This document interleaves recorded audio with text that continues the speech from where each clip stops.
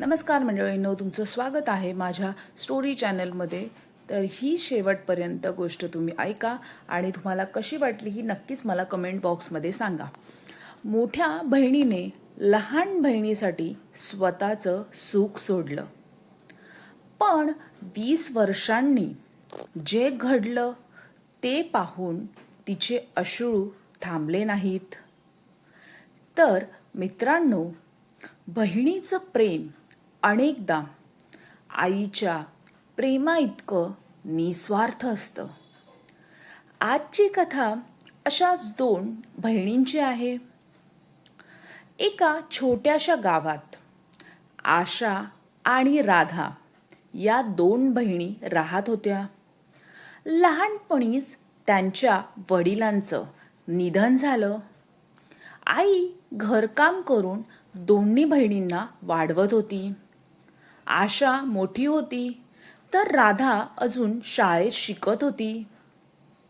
एक दिवस आई ही गंभीर आजारी पडली. घरात उत्पन्नाचं कोणतंच साधन उरलं नाही.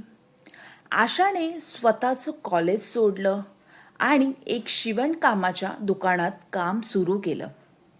सकाळपासून रात्रीपर्यंत ती मेहनत करायची, पण राधाच्या शिक्षणात कधीच खंड पडू दिला नाही तिने.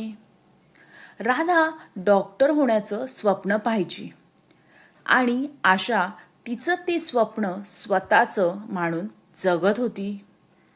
अनेकदा आशा स्वतःसाठी नवीन कपडे घेत नसे, पण राधासाठी पुस्तकं आणि फी वेळेवरती भरायची. वर्षामागून वर्ष गेली. राधा डॉक्टर झाली. संपूर्ण गावात तिचा सत्कार झाला. कार्यक्रमामध्ये राधाला भाषणासाठी बोलावलं. सगळ्यांना वाटलं की ती तिच्या यशाबद्दल बोलेल, पण ती स्टेजवरून खाली उतरली. थेट आशाकडे गेली आणि तिच्या पायावर डोकं ठेवलं. सभागृहात शांतता पसरली.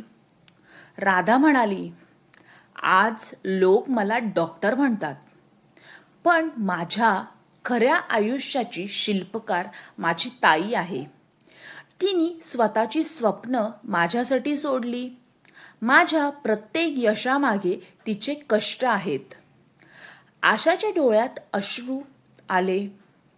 राधाने पुढे जाहीर केलं, आजपासून मी माझ्या गावात आशा फाउंडेशन सुरू करत आहे.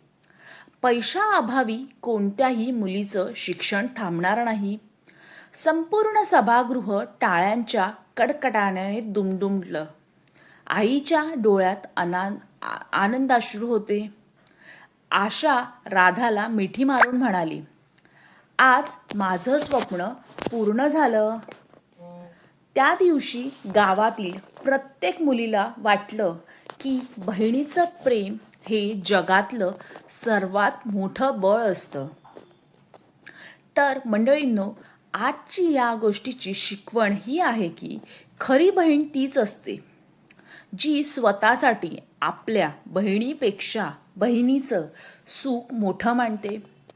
अशा प्रेमाची किंमत आयुष्यभर विसरता येत नाही. तर तुम्हाला ही आजची गोष्ट कशी वाटली ही मला नक्कीच तुम्ही कमेंट बॉक्समध्ये सांगा. आणि अशाच नवनवीन गोष्टी ऐकण्यासाठी माझ्या चॅनलला लाईक, शेअर, सबस्क्राईब करायला विसरू नका. थँक्यू.